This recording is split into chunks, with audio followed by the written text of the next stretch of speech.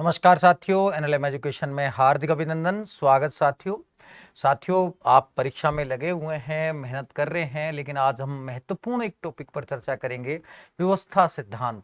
जो बेसिकली देखा जाए तो हर एग्जाम में यहाँ से 8-10 क्वेश्चन आ जाते हैं अगर हम सभी प्रकार के व्यवस्था सिद्धांत देखें तो साथियों आज हम क्या क्या अध्ययन करेंगे, पहले मैं आपको वो बता देता हूँ। पहली बात तो हम करेंगे ईस्टर्न का व्यवस्था सिद्धांत। एक तो ईस्टर्न का व्यवस्था सिद्धांत हमें पढ़ना है।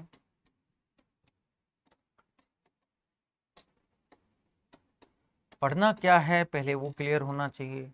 फिर हम आमंड व पावेल का संरचनात्मक प्रक्रियात्मक सिद्धांत देखेंगे। आमंड व पावेल का संरचनात्मक प्रक्रियात्मक सिद्धांत।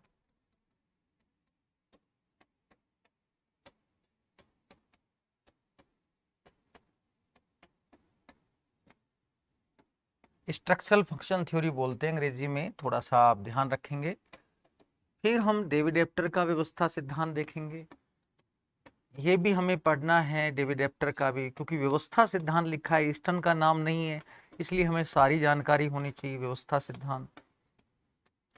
फिर हम वालस्टीन का, जो इमैनुअल वालस्टीन है, उनका व्यवस्था सिद्धांत देखेंगे, तो ये भी हमें ध्यान रखना है, इमैनुअल वालस्टीन और व्यवस्था सिद्धांत।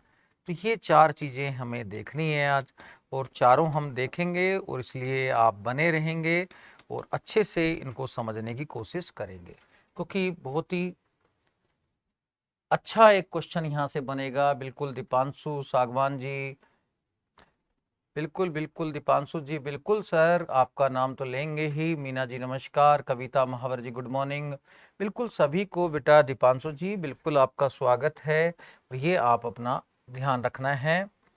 तो ईस्टर्न का व्यवस्था सिद्धांत है, आमंड व पावेल का संरचनात्मक प्रक्रियात्मक सिद्धांत है, और डेविड एप्टर का व्यवस्था सिद्धांत, इमैनुअल वालस्टीन का व्यवस्था सिद्धांत ये।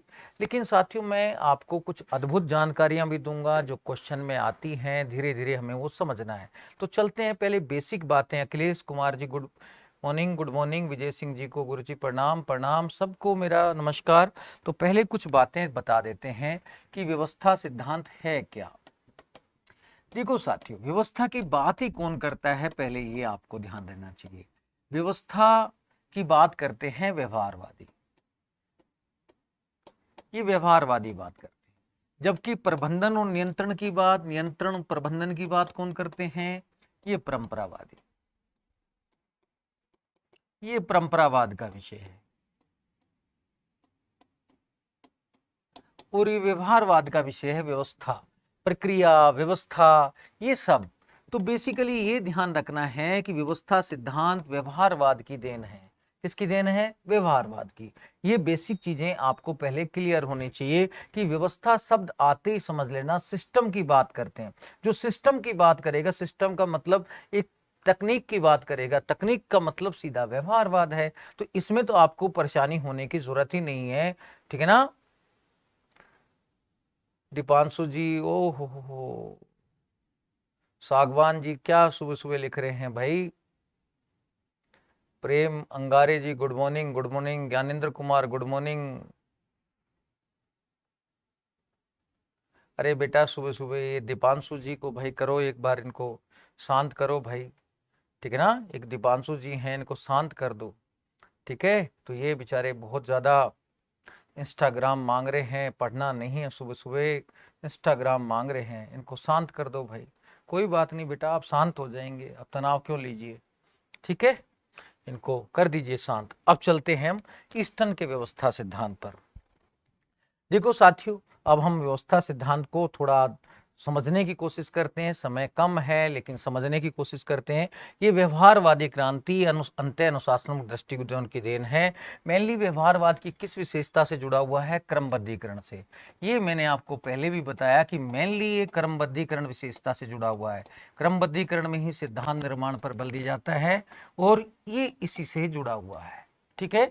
लेकिन ये आया दूसरे सामाजिक विज्ञानों से है, इसलिए कहते हैं ये अंत अनुशासनात्मक दृष्टिकोण का विभाव इसमें मिलता है। अगर एक आंसर पूछे तो क्रमबद्धीकरण है, लेकिन दो पूछे तो अंत अनुशासनात्मक जो विशेषता है व्यवहारवाद की 8वीं, उससे भी ये संबंधित है, क्योंकि राजनीति शास्त्र में जो व्यवस्था सिद्धांत आया है अन्य सामाजिक विज्ञानों से आया है। अब हम देखते हैं कि व्यवस्था सिद्धांत का विकास क्रम क्या है। सबसे पहले ये जीव शास्त्र के क्षेत्र में आया। किसके क्षेत्र में आया? जीव शास्त्र के। जीव शास्त्र में इसे बर्टन लेम्फी ने प्रस्तुत किया था, और बर्टन लेम्फी ने कहा था कि मानव शरीर एक व्यवस्था है और उसके सभी अंग अंतर्निर्भर है। तो उन्होंने मानव शरीर को एक व्यवस्था माना और उसके सभी अंगों को अंतर्निर्भर माना। तो ये जीव शास्त्र वाला जो बर्टन लेम्फी का है, तो ये पहला व्यवस्था सिद्धांत है। मानव शास्त्र में लेवी स्ट्रास ने दिया था बेसिकली, और उन्होंने प्रतीकों की व्यवस्था का अध्ययन किया था। लेवी स्ट्रास जो थे ये फ्रांसीसी थे, और ये भाषाविद, एक भाषा वैज्ञानिक थे, एडवर्ड सापिर से प्रभावित थे। अब ये भी ध्यान रख लेना कि भाषा वैज्ञानिक एडवर्ड सापिर भी कहीं ना कहीं व्यवस्था सिद्धांत की बात करते हैं। तो ये भी छोटा सा ध्यान रखना है आपको। तो जब तक ये सारी बातें आपको क्लियर नहीं होंगी, good morning Mamta Sharma ji, good morning. और बिल्कुल आप सभी से निवेदन है आप जुड़ें और अच्छे से इसको करें साथियों। पढ़ना है, मॉर्निंग का टाइम है, तो सारी चीजें ठीक है ना, बिल्कुल आप अच्छे से पढ़े, इसको ध्यान में रखना है। आगे चलते हैं। उसके बाद समाज शास्त्र में किसने दिया? टालकोट पार्सन्स, मेलिनोस्की, और साथ में इसमें आएगा रेडक्लिफ ब्राउन भी। टालकोट पार्सन्स जो समाज शास्त्र में देते हैं, तो इन्होंने बेसिकली व्यवस्था का प्रकार्यात्मक आदेश सिद्धांत दिया था। तो मैंने ये पहले आपको भी बताया है, प्रकार्यात्मक आदेश का सिद्धांत दिया था। तो वास्तव में प्रकार्यात्मक आदेश सिद्धांत किसका है? टालकोट पार्सन्स का है, इसका है टालकोट पार्सन्स का। ये व्यवस्था के 4 कार्य बताते हैं एजिल। कितने कार्य बताते हैं? 4 कार्य। कौन बताते हैं? टालकोट पार्सन्स। ये 4 कार्य बताते हैं, अडेप्टेशन, गोल, इंटीग्रेशन और लेटेंसी। तो ये 4 आपको ध्यान रखना है। अडेप्टेशन का अनुकूलन हो गया, लक्ष्य हो गया, एकता हो गया, और तनाव प्रबंधन। ये 4 कार्य इन्होंने बताए भी। तो ये आपको चारों ध्यान रखना चाहिए। ठीक है, किसने बताया? ये टालकोट पार्सन्स ने। फिर मेलिनोस्की ने क्या किया था? इन्होंने सबसे पहले प्राथमिक आंकड़े संकलित करने वाले समाज वैज्ञानिक हैं। इन्होंने ट्रोबियान द्वीप समूह की हेडा, लिंगिट, टिग्रिस जनजातियों में पाई जाने वाली कूला पोटलेज प्रथा का अध्ययन किया था। पोटलेज प्रथा तो मैंने बताया था आपको पहले भी कि ये भोजन देने की प्रथा है। जैसे हमारे यहाँ भोजन की प्रथा प्रचलित है, ऐसे वहाँ भी भोजन की प्रथा प्रचलित है, उसे पोटलेज नाम लेते हैं। कूला क्या है? वस्तुओं के आदान प्रदान की व्यवस्था है। तो वस्तुओं के आदान प्रदान की व्यवस्था को क्या कहा जाता है? कूला। और ये कूला का जो है नियमन कैसे होता है? ये क्लॉकवाइज और एंटी क्लॉकवाइज होता है, यानी कि या तो क्लॉकवाइज होगा या एंटी क्लॉकवाइज होगा। और इसमें जो मुद्रा के रूप में क्या इस्तेमाल किया जाता है? मवाली और सोलवा। सोलवा तो श्वेत बाजूबंद है, यानी कि ताबीज है, और मवाली लाल संग का हार है, तो जिसे पेंडल भी कह सकते हैं आप। तो ये मुद्रा के रूप में इनका प्रयोग किया जाता है। तो ये आपको ध्यान रखना है। गुड मॉर्निंग बेटा, गुड मॉर्निंग, सबको गुड मॉर्निंग है, राम राम है। पवन कुमार जी लखनऊ से हैं, बिल्कुल आपका हार्दिक अभिनंदन। सुबह सुबह आप लोग जुड़ गए हैं पढ़ने के लिए, अच्छी बात है। तो ये छोटी छोटी बातें आप ध्यान रखना। लाल संग के हार कौन से हैं? मवाली। और सोलवा क्या है? सफेद बाजूबंद हैं। तो ये भी आपको पता रहना चाहिए। ये क्लॉकवाइज एंटी क्लॉकवाइज देते हैं। इसमें से फिर एक रेडक्लिफ ब्राउन भी आता है। तो रेडक्लिफ ब्राउन क्या है? ओंगे, जारवा, जो अंडमान निकोबार की जनजातियां हैं, उनमें पाई जाने वाली विलाप प्रथा का अध्ययन करता है। किसका अध्ययन करता है? विलाप प्रथा। विलाप प्रथा क्या होती है? कि कोई किसी व्यक्ति की जब मृत्यु हो जाती है तो उसके बाद रोने की प्रथा। तो कहते हैं ये विलाप प्रथा भी व्यवस्था बनाए रखने का कार्य करती है। रेडक्लिफ ब्राउन अपने व्यवस्था सिद्धांत को संरचनात्मक प्रक्रियात्मक भी नाम देता है, ये भी थोड़ा ध्यान रख सकते हैं आप। अगला है राजनीति शास्त्र। राजनीति शास्त्र में इसे दिया था डेविड ईस्टन व आमंड व पावेल ने। लेकिन एक बात ध्यान रखना है कि राजनीति शास्त्र में जो व्यवस्था सिद्धांत आया वो सीधे मानव शास्त्र से आया था। अब कोई आपसे पूछे राजनीति शास्त्र में व्यवस्था सिद्धांत कहाँ से आया? ऐतिहासिक दृष्टि से देखें तो समाज शास्त्र के बाद आया, लेकिन हमने लिया कहाँ से? मानव शास्त्र से लिया है। ये क्वेश्चन भी नेट में आ चुका है, तो आपको ये ध्यान में रखना है कि भाई आपसे पूछेगा राजनीति शास्त्र में व्यवस्था सिद्धांत कहाँ से आया, तो बेसिकली ये कहाँ से आया?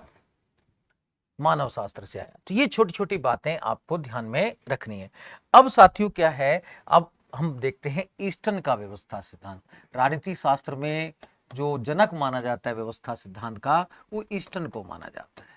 राजनीति शास्त्र में व्यवस्था सिद्धांत का जनक किसको माना जाता है? ईस्टर्न को।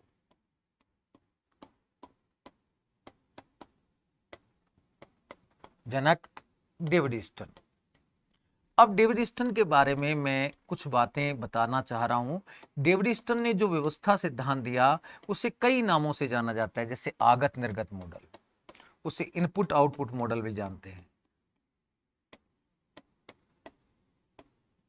ब्लैक बॉक्स मॉडल भी कहते हैं।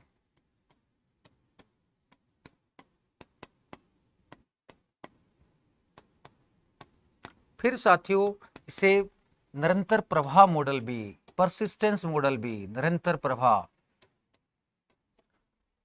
या सातत्य मॉडल भी कह देते हैं। अंग्रेजी ध्यान रखनी है, अंग्रेजी इसकी बनेगी परसिस्टेंस। तो वास्तव में ये आपको कई बार क्वेश्चन जो आ जाता है सीजे, तो वो अभी आपको ध्यान रखना है। कंटिन्यूअस फ्लो मॉडल भी कह देते हैं।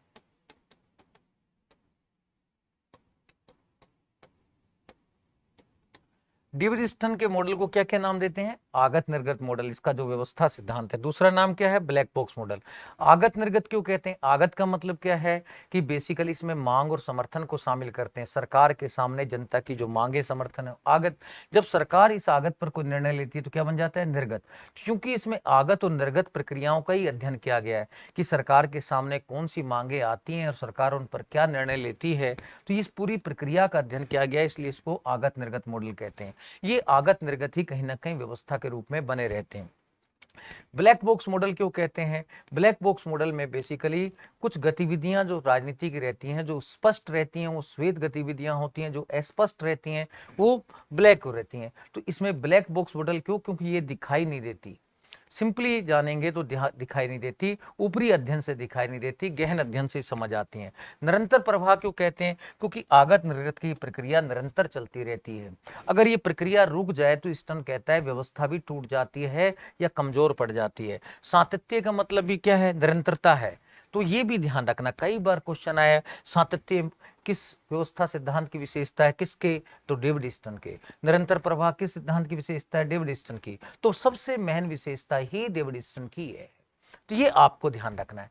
अब डेविड ईस्टर्न इसको परिभाषित कैसे करता है, इसको डेविड ईस्टर्न व्यवस्था को, वो भी आप ध्यान रखना। डेविड ईस्टर्न कहता है राजनीति व्यवस्था अंत्य क्रियाओं का ऐसा समूह है, ध्यान रखना है, राजनीति व्यवस्था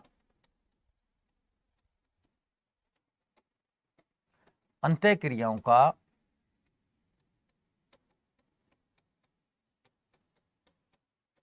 ऐसा समूह है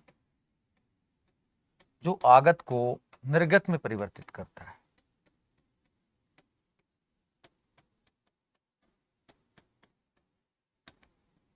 निर्गत में परिवर्तित करता है। तो ये आपको छोटी छोटी बातें आपको समझ आनी चाहिए पहले कि बेसिकली डेविड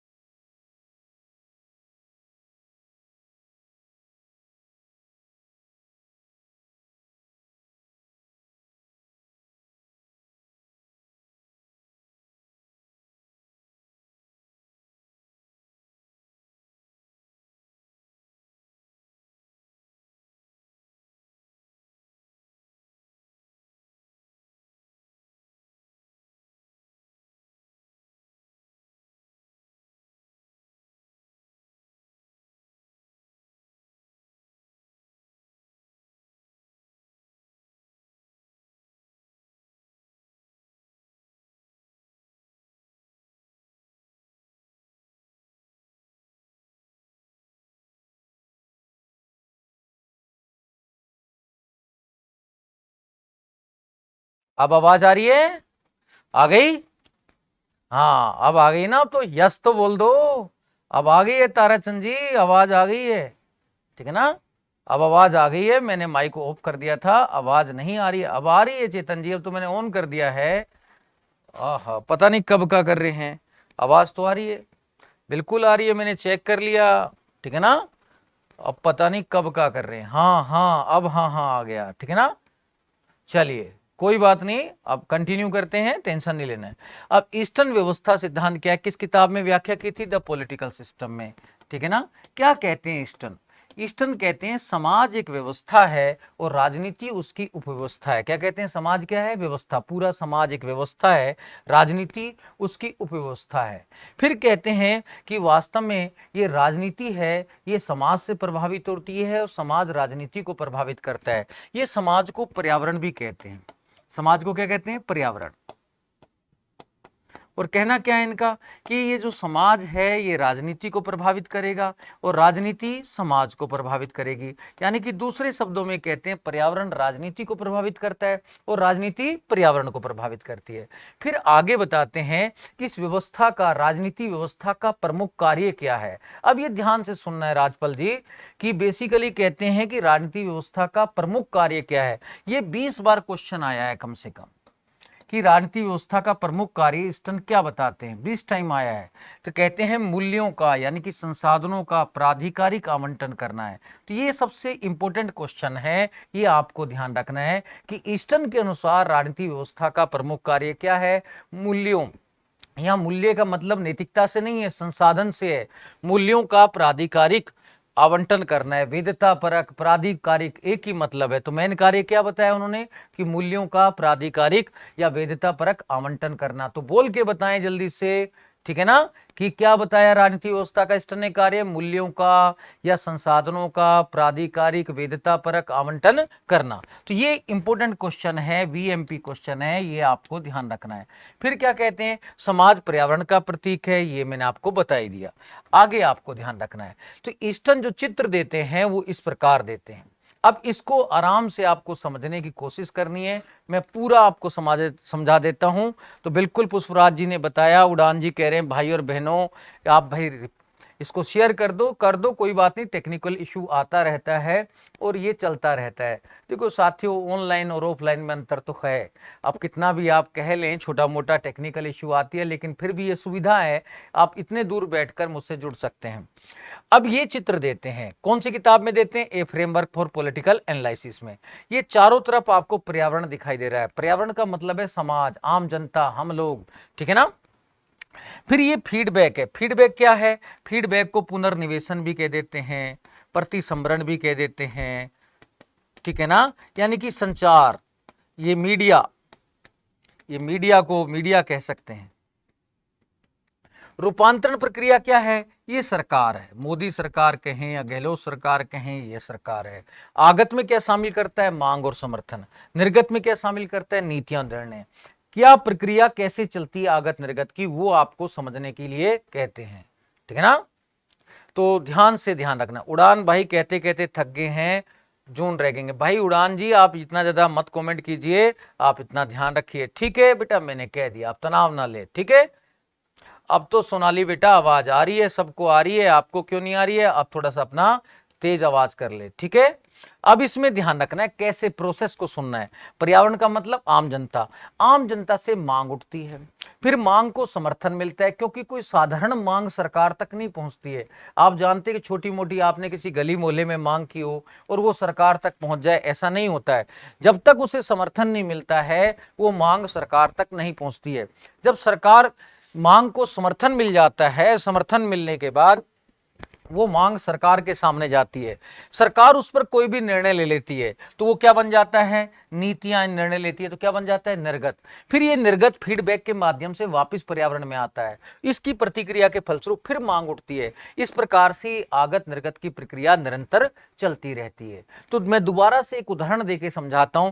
जैसे सबसे पहले भारत में स्वतंत्रता प्राप्ति के बाद एससी ने आरक्षण की मांग की थी, फिर उसको क्या है कि एससी के जितने भी संगठन थे उन्होंने समर्थन दिया, तो सरकार के सामने एससी को आरक्षण देने की मांग गई, सरकार ने निर्णय ले लिया और बना दिया, एससी को आरक्षण दे दिया। फीडबैक के माध्यम से पर्यावरण में गया, तो पर्यावरण में गया तो फिर एसटी ने मांग की। एसटी ने कहा भाई हम तो देखो जंगलों में रहते थे, वनों में रहते थे, तो हमें भी आरक्षण दो। ये मांग उठी तो फिर समर्थन मिला एसटी प्रकोष्ठ का, संगठनों का, तो सरकार के सामने गया, सरकार ने एसटी को भी आरक्षण दे दिया। जब एसटी को आरक्षण दे दिया तो फीडबैक के माध्यम से फिर पर्यावरण में गया, तो अब ओबीसी लोग बोलने लगे हमें आरक्षण दो, तो ये मांग चलने लगी, फिर समर्थन मिला, फिर सरकार ने ओबीसी को आरक्षण दे दिया। अब ओबीसी के बाद जनरल कैटेगरी के अन्य वर्ग मांगने लगे, फिर हर कैटेगरी के अंदर इस प्रकार से मांगे और निर्गत, ये प्रक्रिया आगत निर्गत की निरंतर चलती रहती है। और ये अगर ये प्रक्रिया कहता है ईस्टर्न अगर रुक जाए तो समझो व्यवस्था भी कमजोर हो गई। तो सिंपल है, जैसे घर में व्यवस्था चलती है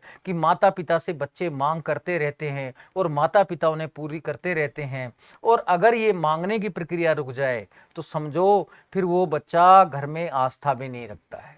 ऐसे ही जनता अगर सरकार से मांग नहीं करती है तो समझो कि सब वो सरकार में आस्था भी नहीं रखती है, सरकार में विश्वास भी नहीं करती है, वो सरकार गिरने वाली है।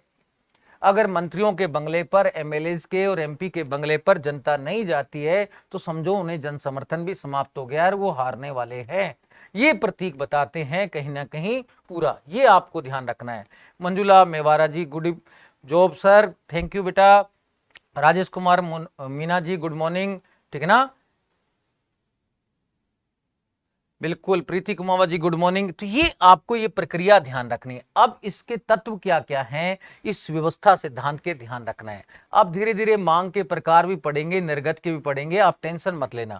पहला एलिमेंट, अगर कोई पूछे व्यवस्था सिद्धांत की विशेषताएं या तत्व क्या है, पहला तो तत्व है ये आगति, दूसरा क्या हो गया रूपांतरण प्रक्रिया, तीसरा तत्व या विशेषता क्या होगी निर्गत, चौथा क्या हो गया फीडबैक, पांचवा क्या हो गया पर्यावरण, छठा क्या हो गया जो मैंने आपको बताया था निरंतर प्रवाह या सातत्य, छठा विशेषता या तत्व इसका हो गया निरंतर प्रवाह या सातत्य। अब ये दोनों शब्द ध्यान रखने। अब सातत्य भी इसकी विशेषता है निरंतर प्रवाह के साथ साथ, परसिस्टेंस कहते हैं अंग्रेजी में, सातत्य को क्या कहते हैं परसिस्टेंस, और निरंतर प्रवाह को क्या कहते हैं कंटिन्यूअस फ्लो। ये दोनों क्वेश्चन आ चुके हैं पहले कि परसिस्टेंस किसकी विशेषता है, तो परसिस्टेंस भी ईस्टर्न के व्यवस्था सिद्धांत की विशेषता है। इसका मतलब क्या है आगत निर्गत की प्रक्रिया निरंतर चलती रहती है। सातवां है नियामक तंत्र, रेगुलेटरी सिस्टम। ये नियामक तंत्र क्या होता है पहले मैं आपको मोटा मोटा बताता हूं, आप टेंशन नहीं लेना, ठीक है ना। ये तो मैंने बता दिया कि आगत निर्गत की प्रक्रिया निरंतर चलती रहती है। अब नियामक तंत्र क्या है, ईस्टर्न कहता है मांगे कम आना भी व्यवस्था के लिए घातक है और मांगे ज्यादा आना भी घातक है। जैसे माता पिता से बच्चे अगर मांगे कम करते हैं या नहीं करते हैं तो भी समस्या है घर के अंदर, और मांगे बच्चे बहुत अधिक करते हैं तो भी समस्या है। जैसे आप लोग बार बार पिताजी से कहें हमें कार दिला दो, इतने लाख दे दो, इतने लाख दो, तो पिताजी टेंशन के मारे बीमार हो जाएंगे। तो इतनी मांगे भी नहीं करनी चाहिए, इसलिए वो एक नियामक तंत्र की भी चर्चा करता है। कौन ईस्टर्न, ताकि अधिक मांगों को रोका जा सके। इस नियामक तंत्र में वो बेसिकली चार चीजों की चर्चा करता है, चार प्रकार के नियामक तंत्र बताता है। पहला राजनीतिक दल व दबाव समूह, कहता है राजनीतिक दल और दबाव समूह गेट कीपर के रूप में कार्य करते हैं, द्वारपाल के रूप में कार्य करते हैं। द्वारपाल का काम क्या होता है कि मांगों को कम करना। द्वारपाल क्या, कुछ को तो वैसे ही भेज देता है, राजा से मिलने लोग जाते हैं, कुछ को कह देता है राजा नहीं है, कुछ को कहता है राजा आराम कर रहे हैं, और फिर जो एक काम से आए उनको एक लाइन में खड़ा कर देता है, भाई इधर वाले ऐसे खड़े हो जाओ और जो ये मांगे लेके आए इधर खड़े हो जाओ। ये द्वारपाल का काम होता है। आपने भजन भी सुना होगा, द्वारपालो कह दो कन्हैया से सुदामा आया है, तो वही द्वारपाल का काम करते हैं राजनीतिक दल दबाव समूह। दूसरा है सूचना तंत्र। सूचना तंत्र बेसिकली जैसे मीडिया, मीडिया भी कहीं ना कहीं मांगों को रोकने का काम करता है। मीडिया भी अनेक बार आलोचना कर देता है ऐसी मांगों की जो अनावश्यक होती हैं। फिर संस्कृति के आधार पर भी कुछ मांगे रोक दी जाती हैं, तो तीसरा हो गया सांस्कृतिक चैनल। चौथा है स्वयं रूपांतरण प्रक्रिया। स्वयं रूपांतरण प्रक्रिया भी कई बार मना कर देती है, ये मांगे हमारी क्षमता से बाहर है। जैसे देखा जाए राजस्थान में गुजरों ने जब कहा कि एसटी में शामिल कर दो, तो यहां कह दिया भाई एसटी में शामिल करने का अधिकार राष्ट्रपति के पास है, हमारे पास नहीं है। तो ये बेसिकली ध्यान रखना है। इस प्रकार से वो 7 तत्वों की चर्चा करते हैं अपने व्यवस्था सिद्धांत में। अब हम धीरे धीरे इन 7 तत्वों को धीरे धीरे समझने की चेष्टा करते हैं दोस्तों, आइए करते हैं चेष्टा। पहला आगत में वो क्या शामिल करता है, मांग व समर्थन। मांग के कितने प्रकार बताता है, 4। पहला है वस्तुओं सेवाओं के आवंटन संबंधी मांग। तो बेसिकली इसमें नौकरी 15 लाख आ जाएंगे, भाई नौकरी मांगे हम 15 लाख मांगे, ये इसी में आ जाएंगे। व्यवहार के नियमन संबंधी मांग, तो व्यवहार के नियमन संबंधी जैसे हमारे यहाँ बना दो, हेलमेट कानून लागू कर दो, तो ये बेसिकली इस प्रकार के हमारे यहाँ थाना बना दो भाई एक, ठीक है ना, ये वाला। सहभागिता संबंधी मांग, ये मताधिकार वाली मांग, जैसे कि हमें मताधिकार दे दो, ये वाली। सूचना संबंधी मांग कि हमें सूचना का अधिकार दे दो, ये सूचना जारी करने का। फिर समर्थन के प्रकार, तो समर्थन के भी 4 प्रकार बताते हैं। अब ध्यान रखना है मांग के 4 प्रकार क्या हैं, वस्तुओं सेवाओं के आवंटन संबंधी मांग, व्यवहार के नियमन संबंधी मांग, सहभागिता संबंधी मांग और सूचना संबंधी मांग। अब है समर्थन के प्रकार। ईस्टर्न मांग के साथ साथ समर्थन के भी 4 प्रकार बताता है। पहला भौतिक समर्थन, जैसे टैक्स देना। व्यवहार के नियमन संबंधी समर्थन, भाई सरकार ने हेलमेट कानून बनाया और आपने लागू किया, या मास्क पहनने वाला, हेलमेट नहीं तो मास्क, सरकार ने कहा भाई मास्क पहनना है, सबने मांगा। सहभागिता संबंधी मांग, आपने मतदान किया, मतदान करके। सूचना संबंधी मांग, सरकारी सूचनाओं पर ध्यान दिया। तो इस प्रकार से जनता समर्थन व्यक्त करती है। तो ये समर्थन कितना है, क्या है, तो ये ईस्टर्न कहता है। तो कहता है ये आगत में वो केवल किसको शामिल करता है, मांग और समर्थन को। मांग के कितने प्रकार बताता है, 4, और समर्थन के भी कितने प्रकार बताता है, 4। ये आपको ध्यान रखना है, ठीक है ना। ये छोटी छोटी बातें आपको ध्यान है। बिल्कुल बेटा, एक ही पेपर मेंशन है, आप टेंशन ना लें, वो जो आपको जल्दी लेगा पेपर, दोनों साथ साथ दे देगा, पहले फर्स्ट पेपर फिर सेकंड, और फिर आपको जल्दी से विदा कर देगा, ठीक है ना। 8:30 बजे आपको एंट्री करनी है, तो आप कर लेना, ठीक है। आगे देखें, ठीक है, ये हो गया मांग और समर्थन के प्रकार, पहला आगत। तो दूसरा क्या है, रूपांतरण प्रक्रिया।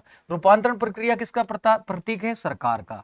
इसका काम क्या है, इसका काम है आगत को निर्गत में बदलना, निर्गत में परिवर्तित करना, ठीक है। सरकार का काम यही होता है, तो ये आपको ध्यान रखना है। तीसरा है निर्गत। मैंने कहा ईस्टर्न के व्यवस्था सिद्धांत के 7 तत्व बताए, तो तीसरा एलिमेंट क्या है, निर्गत। निर्गत के भी ईस्टर्न कितने प्रकार बताता है, 4। मांग के कितने प्रकार बताए, 4, और समर्थन के कितने प्रकार बताए, 4। निर्गत के भी कितने प्रकार बताए, 4। कौन कौन से, वस्तुओं और सेवाओं के आवंटन संबंधी निर्गत। वैसे जैसे सिंपल है, मोदी जी कह रहे हैं 15 लाख सबको दे देंगे, या इतनी भर्तियां निकालना, ये आवंटन है, भर्ती निकालना, भर्ती विज्ञप्ति जारी करना, ठीक है, ये आ गया।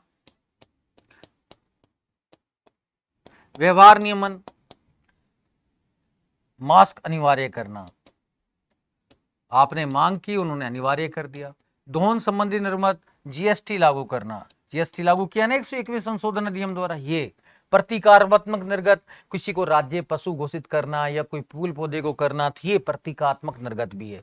तो 4 प्रकार के निर्गत भी ईस्टर्न बताता है, वस्तुओं और सेवाओं के आवंटन संबंधी निर्गत, व्यवहार के नियमन संबंधी निर्गत, दोहन संबंधी निर्गत और प्रतीकात्मक निर्गत। कोई नया प्रतीक घोषित करना, चाहे गाय को पशु घोषित करें या किसी चिन्ह को घोषित करें, तो ये नया, जो जैसे ऊंट को हमने राज्य पशु घोषित किया, इस प्रकार से कोई भी नया प्रतीक जो हमारी एकता को बढ़ावा दे, उसको हम राष्ट्रीय प्रतीक या बेसिकली सरकारी प्रतीक का दर्जा दे सकते हैं, ठीक है ना। हो गया इतना। मोहनलाल प्रजापति बनकर रहेंगे, व्याख्याता लेकर रहेंगे। बिल्कुल गुड जॉब बेटा, आप बिल्कुल आपको जॉब 100% मिलेगी, बस आप तैयारी करते रहें, ये सबसे अच्छा है। तैयारी करेंगे तो आपको 100% मिलेगी, ठीक है। नौकरी के लिए तनाव ना ले, बस समझने पर कॉन्सेप्ट ध्यान दें, क्योंकि पॉलिटिकल साइंस एक सब्जेक्ट ऐसा है जो व्याख्यात्मक है, समझने का विषय है, रटने का विषय नहीं है। चौथी चीज देखते हैं, चौथा है फीडबैक। फीडबैक को पुनर्निवेशन भी कह देते हैं, ठीक है ना। पुनर्निवेशन, प्रतिसंभरण, अब शब्द कुछ भी आए, संचार, कई नाम हो सकते हैं। तो इसका काम क्या होता है फीडबैक का, इसका ये काम करता है कड़ी का, सरकार और जनता के बीच में कड़ी का काम करता है। सरकार और जनता के बीच में कड़ी का, कैसे, जनता की मांगों को सरकार तक पहुंचाता है, ठीक है ना, और सरकार के निर्गत को जनता तक पहुंचाता है। तो ये इसका काम है। मीडिया करता भी यही है, जो हमारी मांगे हैं वो सरकार तक पहुंचाता है और सरकार की जो निर्गत हैं वो हम तक पहुंचाता है। अब मैं भारत के संदर्भ में आज के मीडिया की बात नहीं करना चाह रहा हूं। ये व्यवस्था सिद्धांत जो ईस्टर्न ने दिया था कि वास्तव में ये ज्यादातर विकसित देशों में लागू होता है, विकासशील देशों में लागू ही नहीं होता। अब भारत में आप कहेंगे मीडिया, तो मीडिया हमारी तो मांग ही नहीं उठाती, वो तो चमक धमक वाला कोई देती है आवरण। लेकिन मूल मीडिया का काम यही है कि जनता की समस्याओं को सरकार तक पहुंचाना और सरकार के निर्णयों को जनता तक पहुंचाना। मीडिया का उद्देश्य भी ये होना चाहिए। अब वो अपने उद्देश्य से पीछे हट रही है तो एक अलग मुद्दा है। पर्यावरण क्या होता है? पर्यावरण में शामिल करता है आम जनता को, समाज को। तो यहीं से मांगे उठती हैं। क्या उठती हैं? मांगे उठती हैं। कहां से? पर्यावरण से, आम जनता से ही, समाज से ही मांगे उठती हैं और यहीं पर फीडबैक के माध्यम से निर्गत पहुंचता है और उसकी प्रतिक्रिया के फलस्वरूप फिर पुनः मांगे उठती हैं। तो पर्यावरण जो है वो आम जनता का या समाज का प्रतीक है, ये आपको ध्यान में रखना है। क्योंकि व्यवहारवादी आप जानते हैं जनता को महत्वपूर्ण मानते हैं, इसलिए वो समाज को, पर्यावरण को भी महत्वपूर्ण मानते हैं। अगली विशेषता है निरंतर प्रवाह या सातत्य, तो कंटिन्यूअस फ्लो या परसिस्टेंस। तो इसका मतलब क्या है कि पर्यावरण से पहले मांग उठती है, फिर उसको समर्थन मिलता है, समर्थन मिलता है तो रूपांतरण प्रक्रिया के समक्ष जाती है, रूपांतरण प्रक्रिया जब उस मांग पर कोई निर्णय लेता है तो वो निर्गत बन जाता है, निर्गत ये फीडबैक के माध्यम से वापस पर्यावरण में आता है, फिर उसकी प्रतिक्रिया के फलस्वरूप फिर मांग उठती है। इस प्रकार से आगत निर्गत की प्रक्रिया निरंतर चलती रहती है। तो इसका मतलब है आगत निर्गत प्रक्रिया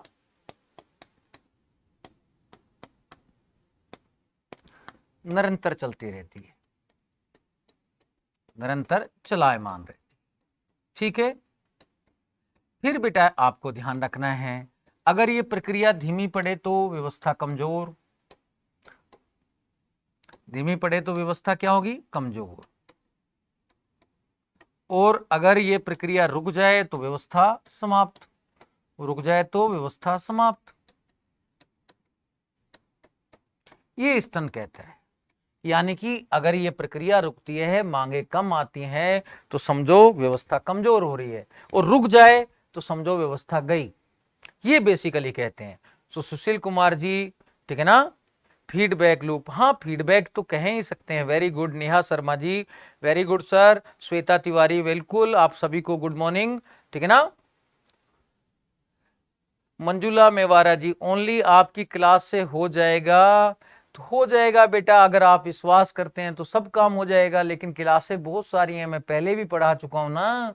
अब तो दिन कितने बचे हैं? अब तो आज 8 तारीख हो गई है बेटा। सब क्लासें देखेंगे तो नो डाउट फिर बाहर नहीं जाना है और 40% पे सिलेक्शन होना है। इसलिए जिन बच्चों की कम तैयारी है वो एक बार मोटा मोटा देख लें, उनका भी सिलेक्शन हो सकता है, ठीक है ना। अगला ध्यान रखना है, 7वां है नियामक तंत्र। नियामक तंत्र क्या करता है? अधिक मांगों को रोकने का कार्य।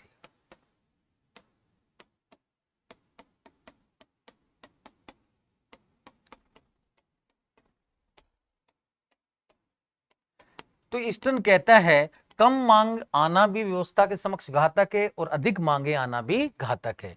तो वो 4 प्रकार के नियामक तंत्र बताता है। पहला, राजनीतिक दल दबाव समूह, और ये द्वारपाल का काम करते हैं, मांगों को संयुक्तिकरण करने का कार्य करते हैं, मांगों को जोड़ देते हैं, एक जैसी मांगों को एक साथ।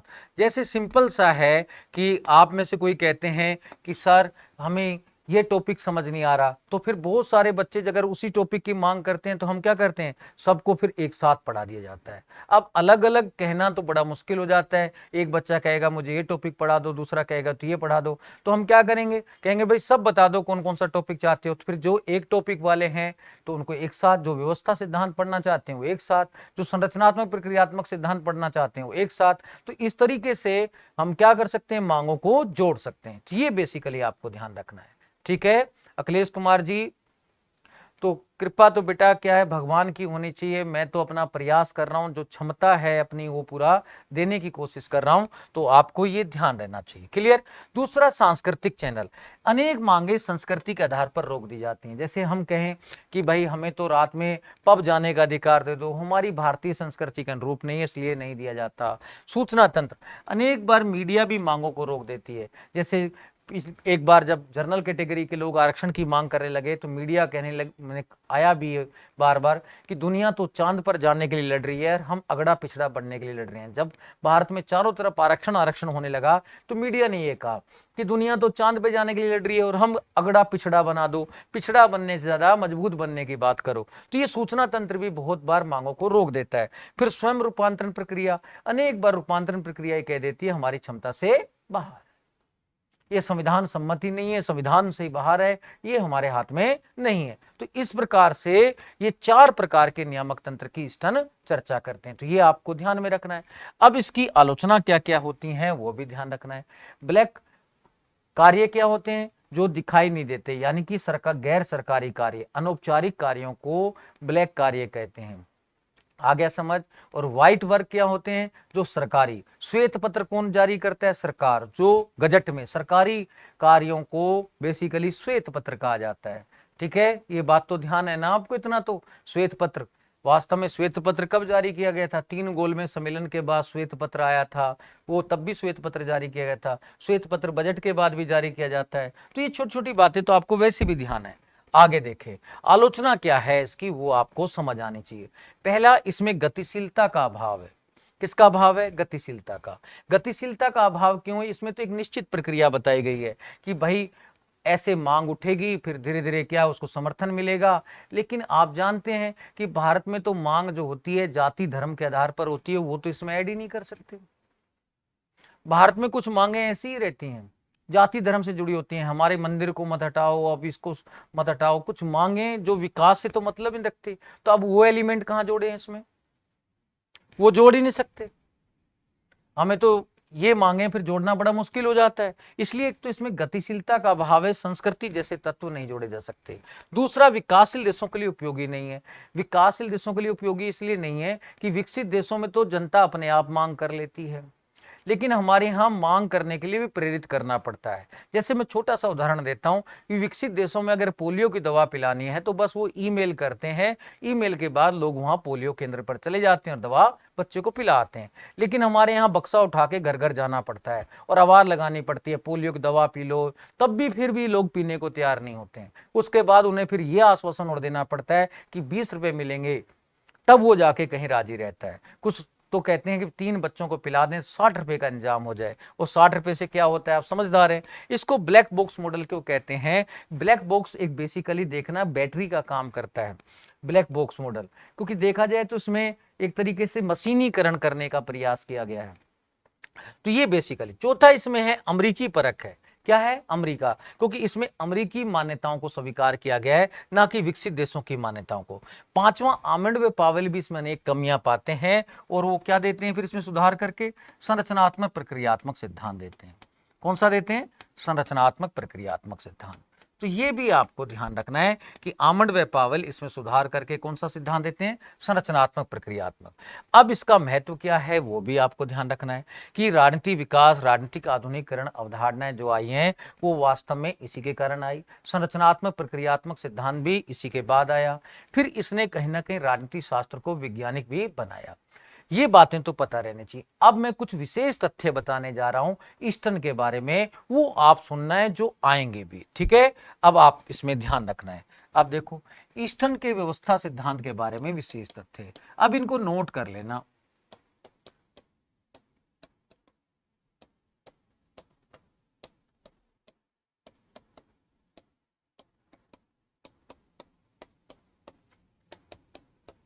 अब पहला तथ्य है पैरा पॉलिटिकल सिस्टम ईस्टर्न किसको कहता है, पैरा पॉलिटिकल सिस्टम। पहला ध्यान रखना, पैरा पॉलिटिकल सिस्टम क्या है। पैरा पॉलिटिकल सिस्टम कोई बच्चा बता सकता है ईस्टर्न ने किसको पैरा पॉलिटिकल सिस्टम कहा। वास्तव में ईस्टर्न ने उन समूह व संगठनों को पैरा पॉलिटिकल सिस्टम कहा जो व्यवस्था में सक्रिय भागीदारी करते हैं। तो क्या है, वे समूह संगठन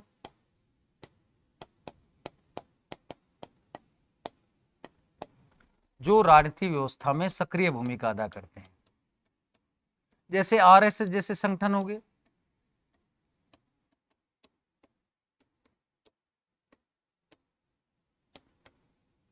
फिक्की भी हो गया, आरएसएस, फिक्की जैसे संगठन ये सरकारी तंत्र में बार बार घुसते हैं, हेरफेर करते हैं, तो इनको इस श्रेणी में ले सकते हैं। ये पैरा पॉलिटिकल सिस्टम हो गया। आ गया समझ। फिर है अगला विद इन पुट्स। दूसरा है विद इन पुट्स। अब मैं इस क्वेश्चन को भी ध्यान रखना है, विद इन पुट्स। अब कोई बताएगा विद इन पुट्स किसको कहते हैं ईस्टर्न? जल्दी से बताएं, विद इन पुट्स किसको कहते हैं? जल्दी से मंजू मेवाड़ जी।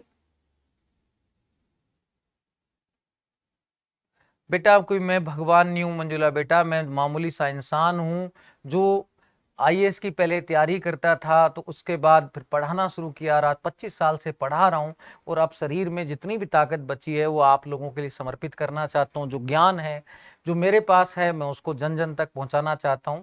तो ये मेरी कोशिश है। तो आगे ईश्वर जितना जीवित रखेगा उतना काम मैं करता रहूंगा आपके साथ। तो विद इन पुट्स बता दे। विद इन पुट्स उस व्यक्ति को कहते हैं जो मांग व समर्थन में महत्वपूर्ण भूमिका निभाता है। वह व्यक्ति या समूह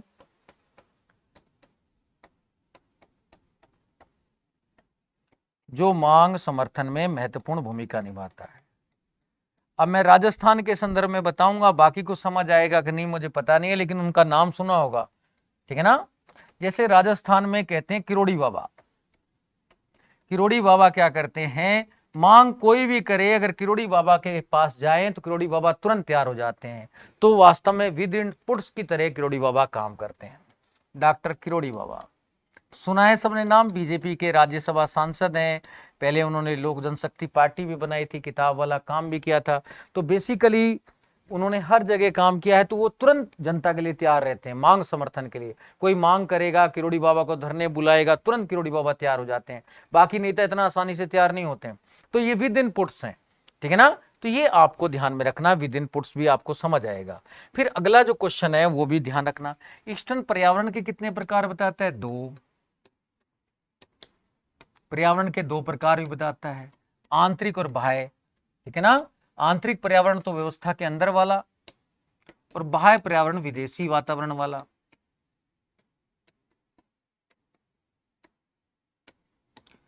अच्छा, इसके अलावा एक क्वेश्चन और ध्यान रखना है, वो राजनीतिक प्रक्रिया के स्तर कितने स्तर बताता है? 3। राजनीतिक प्रक्रिया के वो 3 स्तर भी बताता है। राजनीतिक प्रक्रिया के 3 स्तर भी बताता है। तो ये भी आप ध्यान रखना है। अब यहां से क्वेश्चन अब आना शुरू हो गए हैं साथियों। तो इन क्वेश्चनों को जो मैंने अभी कराए हैं तो ये आप पढ़कर जाएंगे, नहीं तो अन्यथा आपके सामने समस्या आ जाएगी, ठीक है ना। हनुमान बेनीवाल जी भी, बिल्कुल हनुमान बेनीवाल जी भी तैयार रहते हैं, लेकिन वो जयपुर में कम रहते हैं ना, इसलिए। तो ये ध्यान रखना है, वो नागौर रहते हैं, नागौर में तो उनके पास कोई जाता है तो तुरंत, लेकिन यहाँ किरोड़ी बाबा क्या है, जयपुर में ही रहते हैं, और वो सबसे आसान है, उनसे मिलना बहुत ही आसान है और सहज है, ठीक है ना। और वो किसी भी पूछते भी नहीं, किसी से पूछते भी नहीं है भाई क्या है, वो कहते हैं चलो। तो ये भी ध्यान रखना है, ये छोटी छोटी बातें बिल्कुल। हनुमान बेनीवाल जी भी आ जाएंगे। तो 3 स्तर बताते हैं, पहला पर्यावरण स्तर, दूसरा जो बताते हैं रूपांतरण प्रक्रिया के स्तर, तीसरा फीडबैक स्तर, ये 3। अब इन प्रक्रिया के स्तर को क्या कहते हैं? वैधता परक उद्दीपक भी कह देते हैं इनको। 3 स्तरों को क्या कहते हैं? वैधता परक उद्दीपक। तो वैधता परक उद्दीपक किसने कहा, किसको कहा ईस्टर्न ने? राजनीतिक प्रक्रिया के 3 स्तरों को कहा। तो ये भी आपको ध्यान में रखना चाहिए, ठीक है। अखिलेश जायसवाल जी, यस सर, सुना है, बिल्कुल आपने सुना है, बहुत बहुत धन्यवाद। तो मीना जी गुड मॉर्निंग, ठीक है ना, सबको गुड मॉर्निंग। तो साथियों थोड़ा सा इसको पूरे को इस तरीके से आपको पढ़ना है, इसमें तनाव नहीं लेना। अब हम आते हैं कि बेसिकली आमंड के संरचनात्मक प्रक्रियात्मक सिद्धांत पर। किस पर आते हैं? आमंड के। लेकिन साथियों अगर ईस्टर्न आपको समझ आ गया है तो आमंड ज्यादा दूर तक नहीं है, मैं समझाने की कोशिश करता हूं। तो बस अगर आपकी समझ तेज है तो आपको 5 मिनट के अंदर समझ आ जाएगा। समझ विकसित नहीं है तो फिर आपको 1 घंटा भी लग सकता है। तो चलते हैं, पहले मैं समझाने की कोशिश करता हूं आमंड का संरचनात्मक प्रक्रियात्मक सिद्धांत।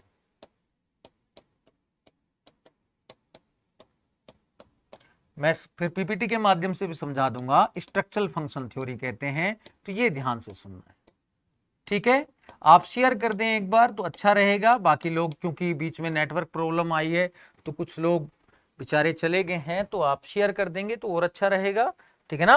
तो फिर क्या है कि आगे ये ध्यान रखना है। वास्तव में इन्होंने क्या है कि जो किताबें लिखी हैं तो वो भी पहले ध्यान रखना है। पॉलिटिक्स ऑफ डेवलपिंग एरिया किताब लिखी थी एक, तो इनकी महत्वपूर्ण किताब है the politics of developing area.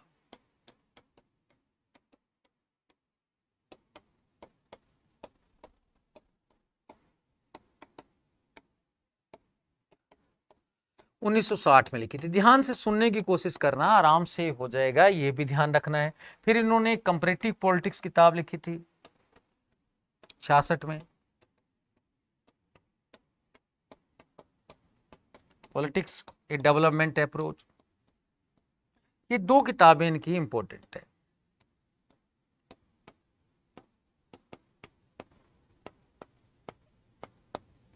छियासठ में लिखी थी।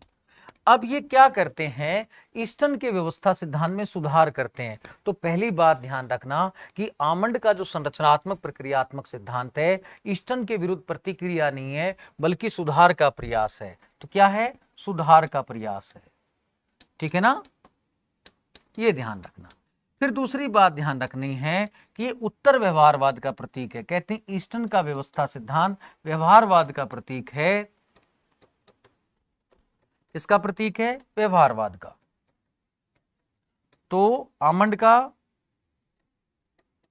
उत्तर व्यवहारवाद का प्रतीक है। तो आमंड का क्या है, उत्तर व्यवहारवाद का।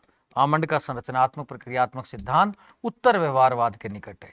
किसके निकट है, उत्तर व्यवहारवाद के, ठीक है ना। ये बात तो आपको ध्यान रखनी है। आशा सेना जी, ठीक है ना, शेयर कर दिया, बहुत अच्छा किया बेटा, आपने कर दिया। जिन्होंने कर दिया अच्छी बात है, तो बाकी नहीं करते हैं तो वो भी क्या कर सकते हैं, जो नहीं मानते तो अपने हिसाब से चलेंगे, ठीक है ना।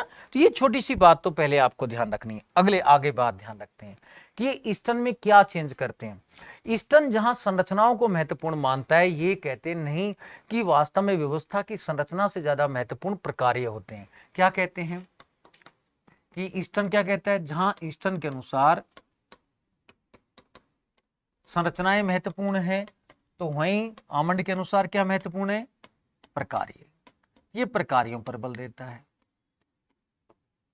ठीक है, ये ध्यान रखना। फिर ये कहता है कि समान संरचनाएं समान कार्य करती हैं। समान संरचनाएं समान कार्य करती हैं।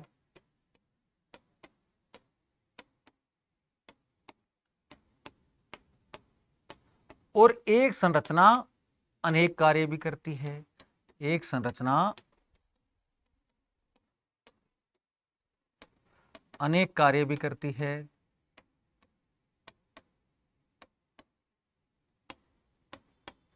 अर्थात बहुप्रक्रियात्मक है। ये क्वेश्चन आया था पिछली बार कि वास्तव में एक संरचना के एक ही कार्य करती है, नहीं, बहुप्रक्रियात्मक है। तो ये पिछली बार 2020 में फर्स्ट ग्रेड में भी पूछ लिया था। तो धीरज कुमावत जी गुड मॉर्निंग, प्रियंका जी कह रही हैं नाइस एंड कंसेप्चुअल टीचिंग। तो बेटा कोई बात नहीं, आप अच्छे से समझेंगे तो आपको समझ आएगा। रेणु शर्मा जी प्रणाम। तो ये क्या कहते हैं, दूसरा कि जहां ईस्टर्न क्या कहता है कि वास्तव में संरचनाएं महत्वपूर्ण है, तो ये क्या कहता है, प्रकार्य महत्वपूर्ण होते हैं। आगे प्रकार्य क्या कहता है कि समान संरचनाएं तो समान कार्य करती हैं, लेकिन एक संरचना अनेक कार्य भी करती है। तो यानी कि संरचनाएं बहुप्रक्रियात्मक होती हैं। ये असिस्टेंट प्रोफेसर में भी पूछा गया और फर्स्ट ग्रेड में पूछा गया। आप पुराना पेपर उठा के देख सकते हैं, ठीक है ना। अब तीसरी बात क्या कहते हैं वो भी ध्यान रखना है कि जहां ईस्टर्न क्या करता है, मांग में किसको शामिल करता है, आगत में खाली मांग व समर्थन को। ईस्टर्न आगत में किसको शामिल करता है, आगत में शामिल करता है मांग समर्थन को। वहीं जो आमंड है, मांग समर्थन के साथ साथ आमंड व पावेल किस किस को शामिल कर देते हैं, मांग समर्थन के साथ साथ मांग समर्थन पर्यावरण को भी शामिल कर देते हैं, और साथ में फीडबैक को भी आगत का भाग मानते हैं। यानी कि संचार पर्यावरण को भी वो आगत का भाग मानते हैं। अब ये भी कॉन्सेप्ट क्लियर होना चाहिए। ठीक है मेरे दोस्तों, कि ईस्टर्न ने तो आगत में क्या शामिल किया था, मांग समर्थन, और ये मांग समर्थन के साथ साथ पर्यावरण को और फीडबैक को भी आगत का भाग मान लेते हैं। तीसरी बात ये ध्यान रखनी है। चौथी बात भी आप समझने की कोशिश करना, जहां ईस्टर्न आगत निर्गत दोनों को बराबर महत्वपूर्ण मानते हैं, ईस्टर्न क्या कहते हैं, आगत बराबर निर्गत दोनों महत्वपूर्ण हैं, वहीं आमंड क्या कहते हैं, आमंड व पावेल, आमंड व पावेल अपने संरचनात्मक प्रक्रियात्मक सिद्धांत में कहते हैं आगत अधिक महत्वपूर्ण है, आगत इज ग्रेटर देन निर्गत।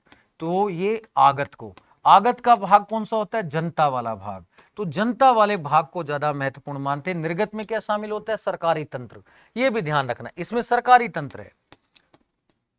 अब ये छोटी छोटी बातें आपको समझ आनी चाहिए। तो वो किसको ज्यादा महत्वपूर्ण मानते हैं, आगत को। ईस्टर्न ने क्या किया था, दोनों को बराबर महत्वपूर्ण माना था, और इन्होंने आगत को ज्यादा महत्वपूर्ण माना था। ये कॉन्सेप्ट भी क्लियर है, अब इसमें दिक्कत नहीं। अब आगे ध्यान रखना है कि आमंड व पावेल क्या कहते हैं, जहां ईस्टर्न संस्कृति की बात नहीं करते हैं, ये कहते हैं नहीं कि वास्तव में प्रत्येक व्यवस्था में संस्कृति होती है, वो मिश्रित प्रकृति की भी होती है। जहां ईस्टर्न संस्कृति की चर्चा ज्यादा नहीं करते हैं, जहां ईस्टर्न संस्कृति की चर्चा नहीं करते हैं, कि विशेष चर्चा नहीं करते हैं, विशेष चर्चा नहीं करते हैं, वहीं आमंड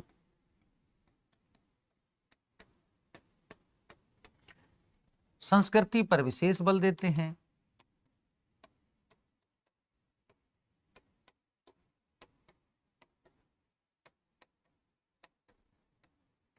मिश्रित संस्कृति को महत्वपूर्ण मानते हैं, कहते हैं प्रत्येक व्यवस्था में एक मिश्रित संस्कृति पाई जाती है, तो मिश्रित संस्कृति को महत्वपूर्ण मानते हैं। तो ये भी आपको ध्यान रखना है। अगली बात ध्यान रखना है कि बेसिकली आमंड व पावेल क्या करते हैं कि व्यवस्था के 3 विशेषताएं भी बताते हैं। वो 3 विशेषताएं क्या हैं वो भी आपको ध्यान रखनी है। चलो मैं बता देता हूं। आमंड व पावेल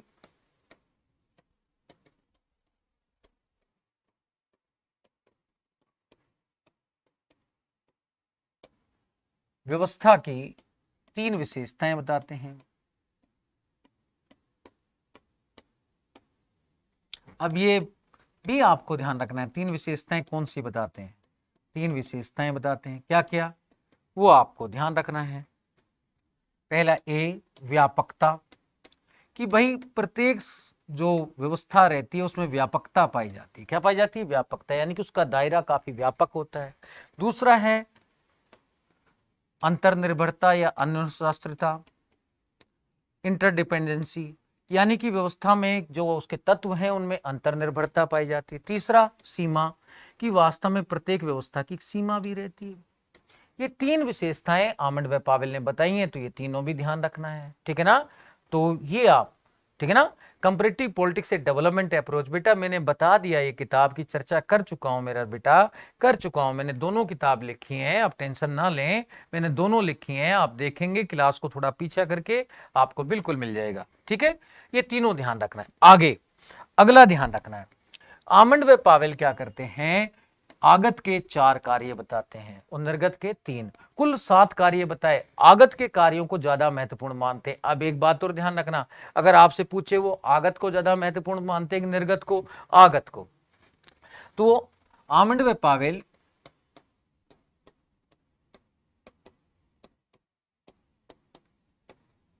आगत के 4 कार्यों को, 4 कार्य बताते हैं। अब ये 4 कार्य कौन से हैं, इनसे जुड़ी हुई संरचनाएं कौन सी हैं वो भी सुनना है। अब ये 4 कार्य रहे आगत के,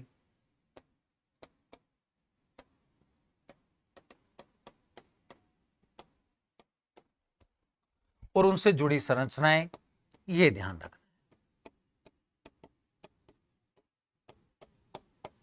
भाई कार्यों से कौन सी संरचनाएं जुड़ी हुई हैं, इनको याद करना है, क्योंकि 90% क्वेश्चन यहीं से आ रहा है।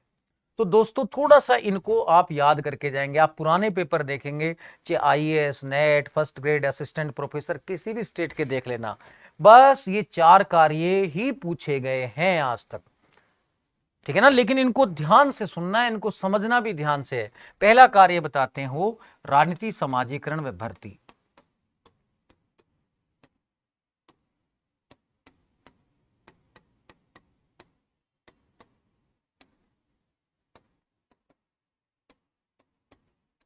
अब राजनीति समाजीकरण क्या होता है? राजनीति समाजीकरण सीखने की वह प्रक्रिया है जिसके माध्यम से राजनीति संस्कृति को सीखा जाता है, आत्मसात किया जाता है और एक पीढ़ी से दूसरी पीढ़ी में स्थानांतरित किया जाता है। आपका भी क्या हो रहा है? राजनीति समाजीकरण हो रहा है। भर्ती का मतलब क्या है? नए मतदाता बनाना, ठीक है ना। राजनीतिक व्यवस्था में नए मतदाता बनाना क्या हो गया? भर्ती, राजनीतिक भर्ती। यहाँ मतलब है आपको वोटर आईडी कार्ड प्राप्त होना, क्लियर है, मतदान का अधिकार प्रदान होना। तो ये आप ध्यान रखना। दूसरा कार्य क्या बताया था? हित स्पष्टीकरण। हित स्पष्टीकरण,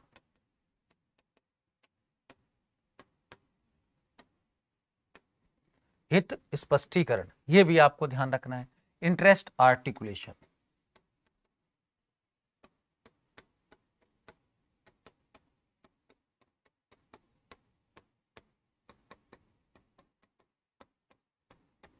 तीसरा है समूहीकरण,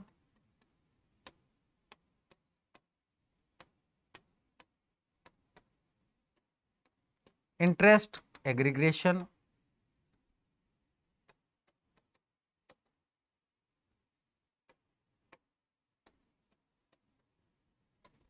चौथा है संचार। अब इनसे जुड़ी हुई संरचनाएं कौन सी हैं? राजनीति समाजीकरण भर्ती का कार्य कौन करता है? परिवार, शिक्षण संस्थान, ये करते हैं। हित स्पष्ट कौन करता है? दबाव समूह, ये दबाव समूह का काम है।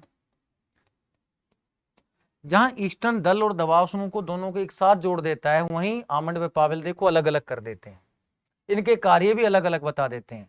तो ये आपको ध्यान रखना है, ठीक है ना, क्लियर है ना। आगे ध्यान रखना है, ये समूहीकरण का कार्य कौन करता है? राजनीतिक दल। और ये संचार कार्य किसका है? मीडिया का। तो ये चार कार्य आपको ध्यान रखने हैं, चार कार्य ये।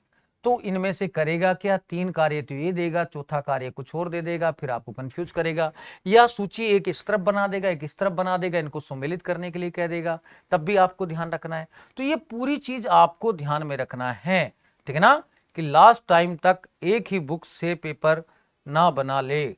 अब बेटा ये तो समय की बातें हैं, और वो तो गया, सारे युग गए, कभी ऐसा हुआ नहीं है। ये सिर्फ अफवाहें हैं, इससे बन गया, उससे बन गया, ये किताब वालों की मार्केटिंग रहती है।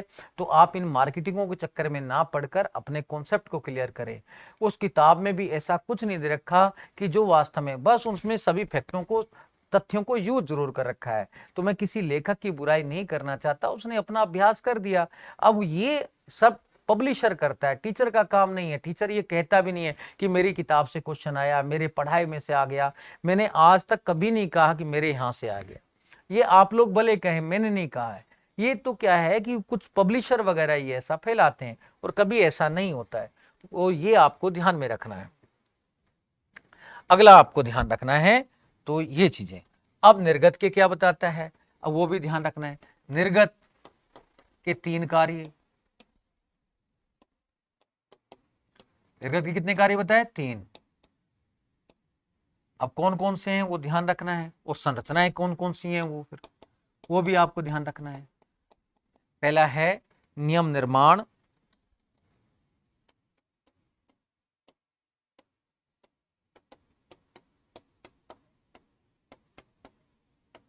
दूसरा है नियम निर्णय, नियम क्रियान्वयन, और तीसरा क्या है? नियम निर्णय।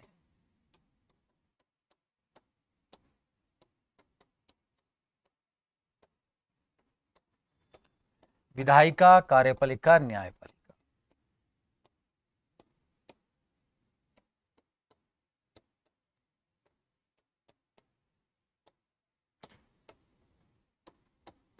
ये आपको ध्यान रखना है। इससे जुड़ी हुई संरचनाएं भी मैंने बता दिया। तो ये कई बार क्या करेगा, तीन तो ये डालेगा, चौथा आपसे पूछ लेगा भिन्न कौन सा है, वो भी आपको ध्यान रखना है, ठीक है ना। तो आपको ये बातें जब पूरी क्लियर हो जाएंगी तो आप अपने हिसाब से आप हैंडल करके इसको देख लेना, ठीक है। अब इसमें तनाव नहीं लेना है, ठीक है ना। तो ये सारी बात है। अब दो तथ्य और हैं इसके छोटे छोटे, तो मैं वो भी बता देता हूं। पहला, ये शब्दावली कहां से लेते हैं आमंड व पावेल? आमंड व पावेल शब्दावलियां लेते हैं टालकोट पार्सन से। शब्दावली कहां से लेते हैं? टालकोट पार्सन से। ये भी ध्यान रख लेना है, ठीक है ना। ये भी पहले पूछा गया क्वेश्चन है, पुराना क्वेश्चन है, तो ये आपको पता रहना चाहिए। फिर आमंड व पावेल के सिद्धांत को क्या कहा जाता है? अन्वेषण का औजार। ये भी आप ध्यान रखना, रिसर्च मॉडल कहा जाता है, अन्वेषण का औजार कहा जाता है, इक्विपमेंट ऑफ रिसर्च कहा जाता है। तो ये भी आपको पता रहना चाहिए। तो ये छोटी छोटी बातें अगर आप क्लियर करेंगे तो आपको आमंड व पावेल में दिक्कत नहीं आनी है। लेकिन आप कॉन्सेप्ट से समझने की कोशिश करना, रटने की कोशिश मत करना, नहीं तो फिर आपके सामने फिर समस्याएं आती हैं। तो ये आपको क्लियर हो गया। अब इसके बाद हम चर्चा करते हैं डेविड एप्टर का व्यवस्था सिद्धांत। अब साथियों, आपने डेविड एप्टर का व्यवस्था सिद्धांत पता नहीं पढ़ा है कि नहीं, लेकिन आप जानते हैं राजनीतिक आधुनिकीकरण में डेविड एप्टर काफी जुड़े हुए हैं। तो अब चलते हैं डेविड एप्टर पर। डेविड एप्टर का व्यवस्था सिद्धांत अब आप सुन लीजिए, मैं तो आपको वालस्टीन का भी बताऊंगा, ठीक है ना। डेविड एप्टर का व्यवस्था सिद्धांत वालस्टीन का आईआर में भी आ जाता है और इधर भी पढ़ सकते हैं, दोनों जगह पढ़ सकते हैं, आप कहीं भी पढ़िए, उससे कोई फर्क नहीं पड़ता है। तो डेविड एप्टर क्या कहते हैं, ध्यान पूर्वक सुनना है। राम निवास जी गुड मॉर्निंग, गुड मॉर्निंग। तो बस साथियों, मैं एक रिक्वेस्ट कर रहा हूं आपसे, मैं 5 जल ग्रहण करता हूं, इतने आप कोशिश करके एक बार इसको शेयर कर दें, ठीक है ना, क्योंकि मॉर्निंग का टाइम है, कई बच्चे जुड़ नहीं पाते हैं, तो इसको शेयर कर दें।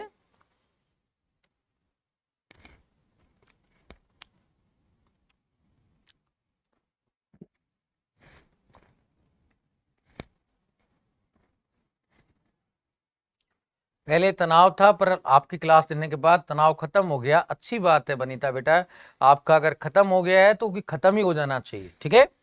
अब डेविड एप्टर को पहले सुन लेना। डेविड एप्टर भी बेसिकली क्या है कि राजनीतिक आधुनिकीकरण से जुड़े हुए विद्वान हैं। तो ये कहते हैं कि मेनली विकासशील देशों का ही अध्ययन करते हैं, क्योंकि ये आया कब डेविड एप्टर का व्यवस्था सिद्धांत, जब ईस्टर्न के और आमंड के व्यवस्था सिद्धांतों में कमियां देखने को मिली, क्योंकि ना तो ईस्टर्न का व्यवस्था सिद्धांत विकासशील देशों के लिए उपयोगी सिद्ध हुआ, ना ही आमंड का संरचनात्मक प्रक्रियात्मक सिद्धांत सिद्ध हुआ। और क्लार्कसन का भी मार्क्सवादी सिद्धांत जो दिया था वो भी केवल साम्यवादी देशों के लिए उपयोगी था। इसलिए डेविड एप्टर ने विकासशील देशों के लिए एक व्यवस्था सिद्धांत दिया। तो ये व्यवस्था सिद्धांत विकासशील देशों के लिए उपयोगी है। किसके लिए? विकासशील देशों के लिए। ये विश्लेषण करता है। तो बेसिकली इसका कहना है कि हमें विकासशील देशों का अध्ययन,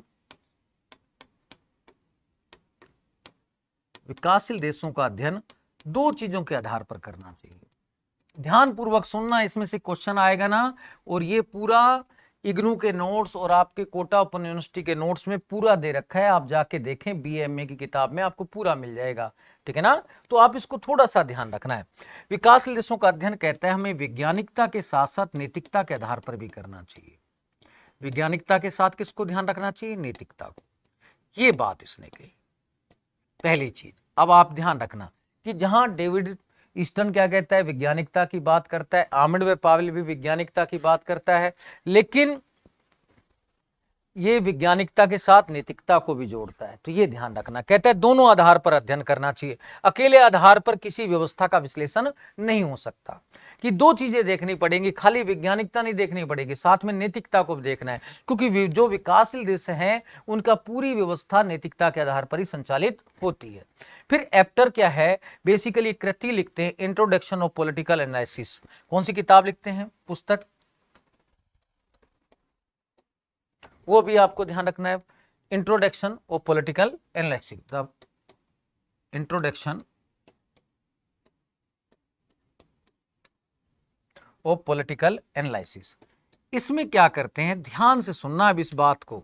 इस किताब में वो क्या कहते हैं, इस किताब में वो इस समस्त जो राजनीतिक व्यवस्थाएं हैं विकासशील देशों की, उनको 2 भागों में बांटते हैं। कितने भागों में बांटते हैं? 2 भागों में विकासशील देश की व्यवस्थाओं को, एक लोकतांत्रिक, एक सर्वाधिकारवादी।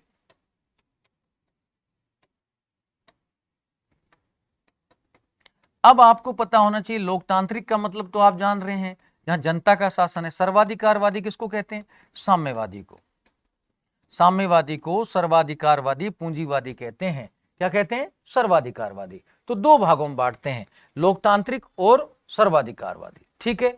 एप्टर का कहना है कि ये जो लोकतांत्रिक देश हैं, यहां तो समस्याओं का निदान जो है मध्यस्थता के माध्यम से होता है, मीडिएटर के माध्यम से। समस्या का निदान कैसे हो जाएगा, मध्यस्थता के माध्यम से। हल कैसे निकलेगा, मध्यस्थता के माध्यम से। यहां तो मध्यस्थता हो जाती है, आम सरकार और जनता में वार्ता हो जाती है और हल निकाल लिया जाता है। जैसे आप धरना देते हैं तो नेता पहुंच जाते हैं, वार्ता होती है, हल हो जाता है ये। लेकिन सर्वाधिकारवादी देशों में शक्ति के आधार पर, यहां हल कैसे निकलता है, बल के आधार पर, ये बेसिकली। तो इस प्रकार से इन्होंने ये भी ध्यान रखना कि वास्तव में राजनीतिक व्यवस्थाओं को दो भागों में बांटा, लोकतांत्रिक और सर्वाधिकारवादी को। ठीक है। फिर आगे क्या कहते हैं, कहते हैं कि वास्तव में कौन सी सरकार कितनी प्रभावशाली है, इसका पता इस बात से चलता है कि वो सामाजिक वातावरण के अनुकूल अपने आप को कितना ढाल पाती है। देखो साथियों, जैसे टीचर के बारे में मैं बताता हूं। अब टीचर कोई बहुत ज्ञानी है लेकिन बच्चों को समझा नहीं पाता, तो इसका मतलब वो टीचर काम का नहीं है, समझा तो पा ही नहीं रहा। भाई ज्ञानी बहुत अधिक हो सकता है, उसके पास हो सकता है हमसे भी बहुत अधिक ज्ञान हो, लेकिन वो बच्चों की समझ से परे है, तो उस टीचर का क्या करे। ऐसे ही राजनीति व्यवस्था भी है। अगर कोई राजनीति व्यवस्था कितनी सक्सेस है, कितनी सफल है, इसका पता इस बात से चलता है कि वो जनता के अनुरूप है या नहीं है। जैसे मोदी जी ने 3 कृषि कानून बनाए थे, उनका विरोध हुआ था, तो मोदी जी को पहले से एहसास होना चाहिए था कि हमारे किसान एकदम से वैश्वीकरण और तकनीकी युग को स्वीकार नहीं कर पाएंगे, तो उन्हें लास्ट में मानना भी पड़ा, तीनों कानून वापस भी लेने पड़े। अगर ये दिक्कत ही नहीं आती अगर वो पहले से समझ जाते। तो इसलिए क्या है इसका मतलब, सामाजिक वातावरण के स्तर पर कितनी सरकार प्रभावशाली है। तो आगे वो क्या कहते हैं कि व्यवस्था के विकास का स्तर इससे पता चलता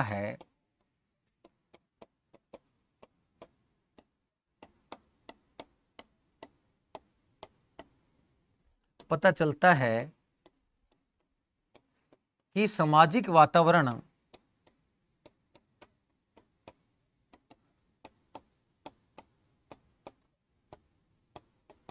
के अनुरूप उसने अपने को कितना परिवर्तित किया है। अगर वास्तव में व्यवस्था सामाजिक वातावरण के अनुरूप परिवर्तित हो जाती है, ढाल लेती है, तब तो सफल होगी, नहीं तो फिर क्रांति होगी, जन समर्थन ही खत्म है। ये तो मेन चीज है, उसे उसके अनुसार बदलना है। जैसे अब मान लीजिए पहले हम ऑफलाइन पढ़ाते थे, अब मैं ऑनलाइन आना शुरू किया। अगर मैं ऑनलाइन नहीं आता तो क्या आप मुझसे जुड़ पाते, नहीं जुड़ पाते। इसलिए वास्तव में कि व्यवस्था कितनी शक्तिशाली है, कोई टीचर कितना शक्तिशाली, इस बात पर निर्भर है कि वो बच्चों को अपने अनुकूल ढाल पाता है कि नहीं, बच्चों के अनुरूप अपने आप को परिवर्तित कर पाता है कि नहीं। भाई बच्चे अब यूट्यूब पे देखना चाहते हैं तो ठीक है, वो यूट्यूब पे पढ़ाएगा। अब नहीं पढ़ाएगा तो बच्चे उसको पढ़ेंगे नहीं, वो तो यूट्यूब वाले का नाम रह जाएगा। ये सिंपल सा है, चाहे वो कैसा भी हो। जैसे कोरोना काल में मैंने पढ़ाया नहीं, तो वास्तव में कुछ टीचर आ गए बीच में, तो वो पढ़ाना शुरू कर दिया। कोरोना में भी उन्होंने आपको क्लासें दी, तो आप बस उन्हीं का नाम रह गया आपके सामने, फिर मैं तो आता ही नहीं था। तो ये बेसिकली है। तो ये अपने आप को ढालना, तो ये चीज भी आपको ध्यान में रखनी है। क्लियर है, तो ये ध्यान रखना है इसमें। फिर आगे क्या करते हैं वो भी ध्यान रखना है। तो वो आगे कहते हैं कि एप्टर व्यवस्था का चुनाव प्रणाली का अध्ययन भी महत्वपूर्ण है, ये भी ध्यान रखना। अब आपके सामने क्वेश्चन आएगा, किस विद्वान ने चुनाव प्रणाली के अध्ययन को महत्वपूर्ण माना विकासशील देशों के संदर्भ में। तो ये क्या करते हैं, विकासशील देशों के अध्ययन के संदर्भ में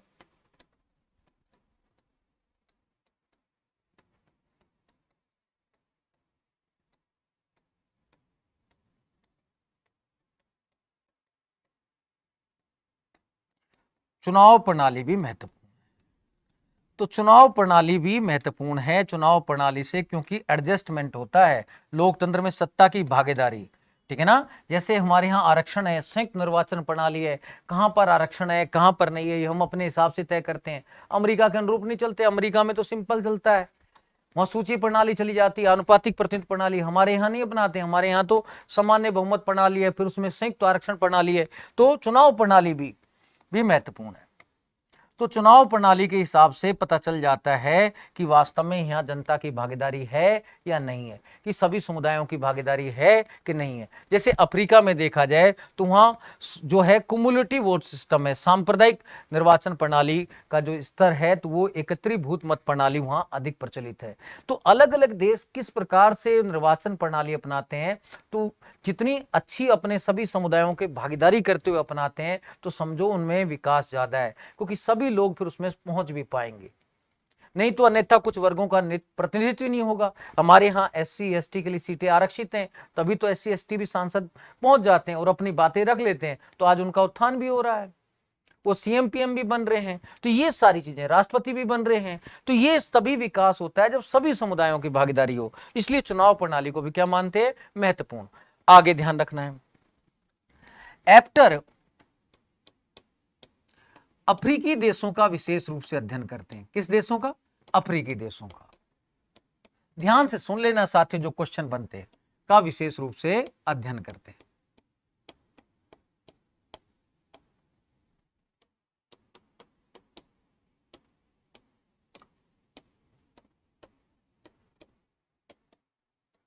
और कहते क्या है, कहते हैं कि वास्तव में विकास ये नहीं होता, क्रांति से विकास नहीं होता, विकास होता है स्थिरता से।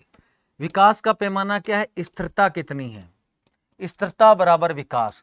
तो ये देश हैं जो अफ्रीकी देश, कहते हैं इन्होंने आधुनिकीकरण अपनाया है लेकिन स्थिरता के अनुरूप, कि भाई ये नहीं किया कि हमें इतना ज्यादा आधुनिकीकरण कर दें तो अस्थिरता आ जाए। जैसे मोदी जी ने 3 काले कानून लाकर अस्थिरता कर दिया, 1 साल तक हमारे रोड तक जाम रहे, तो ऐसी नीति नहीं अपनानी चाहिए। तो परंपरागत से आधुनिकता की ओर जा रहे हैं, लेकिन सबसे महत्वपूर्ण क्या है, स्थिरता।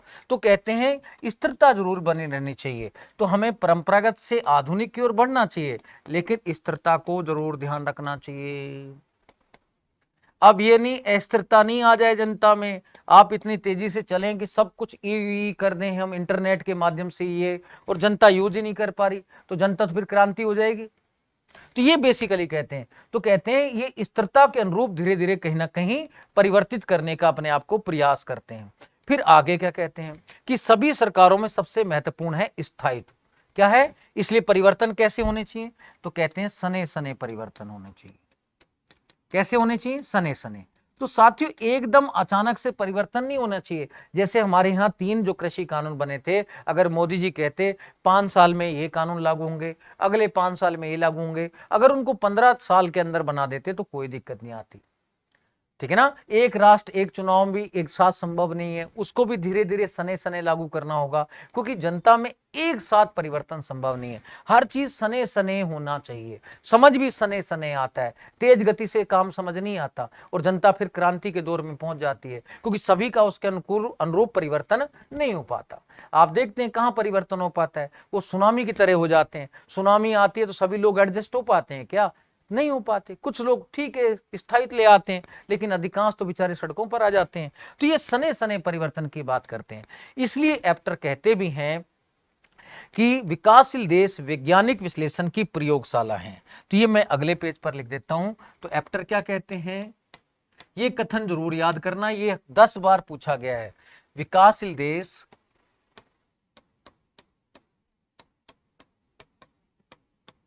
वैज्ञानिक अध्ययन की प्रयोगशाला। भाई विज्ञान कैसे क्रियान्वित होगा, ये विकासशील देश ही बताते हैं। विकासशील देश वैज्ञानिक अध्ययन की प्रयोगशाला है, व्यवहारिकता है। भाई व्यवहार में तो तभी पता चलेगा ना विकासशील कितना विज्ञान लागू होता है कि नहीं होता। तो ये पता कहां से चलता है, विकासशील से, प्रयोगशाला है, ठीक है ना। भाई विज्ञान कितना व्यवहारिक है ये पता कहां से चलता है, विकासशील देशों से। ये कथन किसका है, डेविड एप्टर का। तो ये कथन भी 20 बार पूछा गया है, तो आपको ध्यान रखना है। तो उन्होंने क्या कहा कि विज्ञान प्रभावी है कि नहीं है। अब आपने कोई मोबाइल ले लिया, वो मोबाइल चलता भी कि नहीं चलता हो, तो हम ही बताएंगे आम जनता ही कि अच्छा है कि बुरा है। कई कंपनियां ही साफ हो जाती हैं, लाती हैं फंक्शन ये, लेकिन चलते ही नहीं है, आम जनता खरीदते नहीं है। जो जनता में चल जाए, व्यवहारिक बन जाए, तो वही बात वो कहीं ना कहीं वो कहते हैं एप्टर मोदे। ये ध्यान रखना है। फिर एप्टर मोदे के बारे में ध्यान रखना है। तो एप्टर मोदे आगे कहते हैं कि बेसिकली विकासशील देशों में 3 प्रकार की शासन प्रणालियां हैं। तो 3 प्रकार की शासन प्रणालियों की भी चर्चा करते हैं। तीन प्रकार की शासन प्रणालियां बताते हैं। कौन कौन सी हैं? एक सैनिक तंत्र,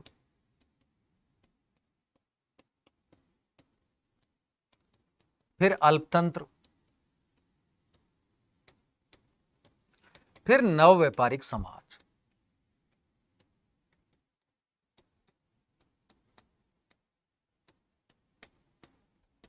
ये तीन बताते हैं। ये आपको ये भी ध्यान रखना है कि उन्होंने तीन ये बताए, तो ये सारी बातें उन्होंने अध्ययन की। लेकिन वास्तव में ईस्टर्न की कुछ विद्वान आलोचना करते हैं कि ये नैतिकता की बात करता है, वैज्ञानिकता की बात नहीं करता। देखा जाए तो ये सबसे बड़ा है, ये विकासशील देशों के लिए बहुत अधिक उपयोगी है और वैज्ञानिकता और नैतिकता दोनों का समन्वय करता है। तो एप्टर का ये जो पूरा विश्लेषण है ये आपको स्मरण रहना चाहिए। अब साथियों, जो अगला जो है व्यवस्था सिद्धांत वो इमैनुअल वालेस्टीन का है और वो विश्व व्यवस्था सिद्धांत है। वो आईआर में भी महत्वपूर्ण है, लेकिन मैं आपको यही बता रहा हूं, तो आप इसको ध्यान से सुनना। अगला वाला भी वो ज्यादा टाइम नहीं लेगा, मैं 10 मिनट के अंदर पूरा समझा दूंगा, 10-15 मिनट में। तो बस आप ये ध्यान रखना है कि आपको ये सारी बातें समझकर, सोचकर, अच्छे से पढ़कर जाननी है। चलिए आगे देखते हैं। इमैनुअल वालेस्टीन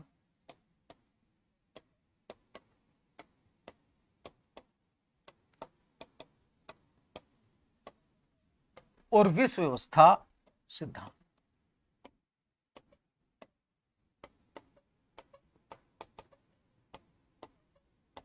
वर्ल्ड सिस्टम थ्योरी देते हैं। क्या है ये आपको ध्यान रखना है, मैं बता देता हूं अभी। तो वास्तव में वही केंद्र परिधि मॉडल वाली है, तो कहीं ना कहीं केंद्र परिधि मॉडल पर आधारित है। तो ये भी आपको ध्यान रखना, केंद्र परिधि या निर्भरता मॉडल पर आधारित है। ठीक है, तो आप इसको थोड़ा सा ध्यान से कोशिश करना, बाकी आपको दिक्कत नहीं है। ठीक है ना? हाँ, वैज्ञानिक, बिल्कुल आप सही कह रहे हैं मनोज कुमार जी, आप बिल्कुल सही कह रहे हैं। अब ध्यान से इमैनुअल वालेस्टीन के बारे में हम थोड़ा थोड़ा देखते हैं। साथियों ध्यान रखना है कि इन्होंने किताब लिखी थी द मॉडर्न वर्ल्ड सिस्टम। इन्होंने कौन सी किताब लिखी थी, बुक? अब ध्यान से रखना, इमैनुअल वालेस्टीन की किताब है द मॉडर्न वर्ल्ड सिस्टम। अब ये किताब ये पूछे तो ये तो आपको ध्यान रखना है। इनकी किताब कौन सी है? द मॉडर्न वर्ल्ड सिस्टम किताब है। ये 4 खंडों में प्रकाशित हुई थी। 4 खंड हैं इसके। कितने खंड हैं? 4। पहला खंड कौन सा है? 1974 में प्रकाशित हुआ। सेकंड खंड 1980 में, थर्ड खंड 1989 में और चतुर्थ खंड 2011 में। 4 खंडों में ये प्रकाशन की तिथि भी है, ये भी आप ध्यान रख सकते हैं। एम के यादव जी स्वागत है आपका। मनीष रिवी जी, बिल्कुल साइंटिफिक लैब कहा, आपका स्वागत। तो साथियों बस आप जितना भी है अच्छे से इसको करें। मुनेश कुमारी जी, जय गुरुदेव, तो आपका बहुत अभिनंदन। तो साथियों 4 खंडों में प्रकाशित हुई, ये ध्यान रखेंगे, इसमें तो कोई दिक्कत आनी नहीं है आपको। अब इमैनुअल वालेस्टीन क्या करते हैं? कहते हैं कि वास्तव में आज जो व्यवस्था है ना, उसमें देखा जाए तो देश 3 प्रकार के हैं। कुछ देश तो विकसित देश हैं जो केंद्र का प्रतीक है। किसका प्रतीक है? केंद्र का। फिर कुछ देश जो अल्पविकसित हैं वो परिधि का प्रतीक हैं, और कुछ अर्ध परिधि हैं। तो ये बांटते कैसे हैं, ध्यान रखना है। ये कहते हैं कि विकसित देश तो केंद्र का प्रतीक है। ये विकसित देश किसका प्रतीक है? केंद्र का। फिर ये विकसित देशों के जो सहायक हैं ये अर्ध परिधि का प्रतीक है। किसका प्रतीक है? अर्ध परिधि का।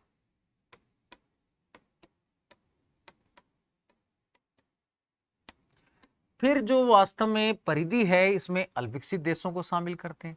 परिधि इसमें अल्पविकसित देश है। कहता है वास्तव में देखा जाए तो आज 3 प्रकार के देश देखने को मिलते हैं दुनिया में। एक केंद्र विकसित देश, फिर अर्ध परिधि जो विकसित देशों के सहायक हैं। किनके सहायक हैं? इनके सहायक। और ये अल्पविकसित देश। ये 3 प्रकार के देश हैं। और कहते हैं वर्तमान में जो वैश्वीकरण का युग है, विश्व व्यवस्था का युग है, जो पूंजीवादी युग है, जिसका उद्भव 16वीं शताब्दी से प्रारंभ हुआ। कब से प्रारंभ हुआ? 16वीं शताब्दी से, भाई पूंजीवादी राज्य से।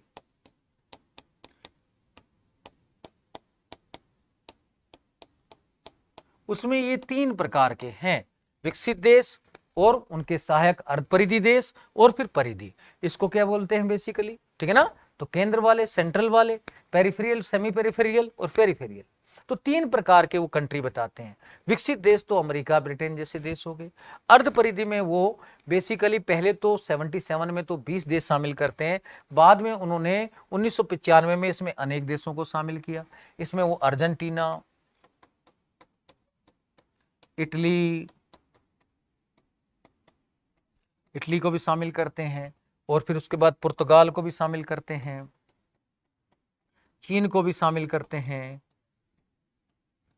ठीक है, सिंगापुर को भी शामिल करते हैं, ब्राजील को भी शामिल करते हैं। तो ये बहुत सारे देश इन्होंने शामिल किए, सऊदी अरब को भी शामिल करते हैं। तो 1995 में जो इन्होंने अनेक देशों को शामिल किया, इन्होंने इनकी अर्ध परिधि की लिस्ट 2 बार दी थी। 77 में तो 20 देश शामिल किए, फिर 95 में उन्होंने ये देश शामिल किया। 77 वाली लिस्ट में तो उन्होंने भारत को भी शामिल किया था, लेकिन 95 लिस्ट में भारत को शामिल नहीं किया। ये भी आपको ध्यान रखना है कि पहली बार जो 77 में लिस्ट दी थी उसमें भारत को भी इसमें शामिल किया था, ठीक है। वेनेजुला भी इसी का भाग मानते हैं। तो कहते हैं अर्ध परिधि वाले देश है जो विकसित देशों के सहायक हैं, और ये कहते हैं कि दोनों मिलकर कहीं ना कहीं इस परिधि का शोषण कर रहे हैं। तो वास्तव में हो यही रहा है कि आज विकसित देश पूरी दुनिया में कह रहे हैं वैश्वीकरण अपना लो, वैश्वीकरण अपना लो। अब वैश्वीकरण कैसे अपना सकते हैं अल्पविकसित देश? अब ये तो दबाव डालते हैं कि मुक्त पूंजी का प्रवाह कर दो, मुक्त सूचनाओं को प्रवाह कर दो, मुक्त वस्तुओं का प्रवाह कर दो। भाई मुक्त प्रतियोगिता कैसे हो सकती है? एक आदमी अरबपति है, खरबपति है, दूसरा जिसका बेचारा गरीब है, किसान है, वो कहता है मेरे साथ सट्टा खेल लो। तो क्या सट्टा खेलने की स्थिति में गरीब किसान रहता है? नहीं रहता। तो वही स्थिति कहीं ना कहीं अल्पविकसित देशों के साथ है, वो समान प्रतियोगिता नहीं कर सकते हैं, इसलिए जबरदस्ती दबाव डालते हैं कि वैश्वीकरण अपनाने के लिए अल्पविकसित देशों पर, और कहीं ना कहीं वैश्वीकरण के नाम पर ये शोषण करते हैं। इसलिए वैश्वीकरण में संसाधनों का प्रवाह कैसे हो रहा है? परिधि से केंद्र की ओर हो रहा है, इसलिए परिधि निरंतर कमजोर होती जा रही है, विकासशील देश और कमजोर होते जा रहे हैं और विकसित देश मजबूत होते जा रहे हैं। लेकिन साथ में एक बात और वालस्टीन कहता है कि अर्ध परिधि वाले देश जिसमें अर्जेंटीना, इटली, पुर्तगाल, चीन, ब्राजील, सऊदी अरब, ये लोग शामिल हैं, ये भी कहीं ना कहीं इसका शोषण कर रहे हैं, क्योंकि ये भी विकसित देशों के सहायक के रूप में कार्य कर रहे हैं और इनको वैश्वीकरण अपनाने के लिए दबाव बना रहे हैं। तो इस तरीके से देखा जाए तो आज अल्पविकसित देशों का कहते हैं दोहरा शोषण हो रहा है, विकसित देशों के साथ साथ अर्ध परिधि भी उनका शोषण कर रही है। इस दोहरे शोषण के कारण अल्पविकसित देशों की स्थिति दयनीय होती जा रही है, ऐसा बेसिकली वो कहते हैं। फिर क्या है, डन कुवाना ने भारत को भी शामिल किया था। तो ये 2-3 थिंकर हैं वो अर्ध परिधि में, डन, कुवाना, ब्रेनर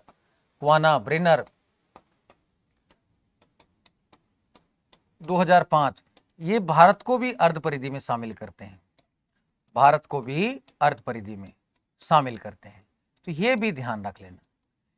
वालस्टीन ने तो 77 में शामिल किया था, 95 वाली लिस्ट में नहीं किया था, लेकिन डन, क्वाना, ब्रेनर जैसे विद्वान क्या करते हैं, भारत को भी अर्ध परिधि का भाग मानते हैं कि वास्तव में अर्ध परिधि में वो विकासशील देश हैं जो आज औद्योगिकरण, नगरीकरण अपनाकर कहीं ना कहीं विकसित देशों के निकट चले गए हैं। क्लियर है ये बात? सारा कॉन्सेप्ट ये आपको समझ आना चाहिए। तो परिधि क्या है, अर्ध परिधि क्या है, केंद्र क्या है, विकसित देश। और ये वास्तव में देखा जाए तो वालस्टीन ने इस तरीके से दुनिया के देशों की 3 संरचनाएं बताई, केंद्र, अर्ध परिधि और परिधि, और बताया कि वास्तव में परिधि का अल्पविकसित देशों का आज अर्ध परिधि और केंद्र दोनों शोषण कर रहे हैं, जिसके कारण उसकी उनकी स्थिति दयनीय बनती जा रही है। तो ये बात आपको समझ आनी चाहिए और ये समझ भी आ गई होगी।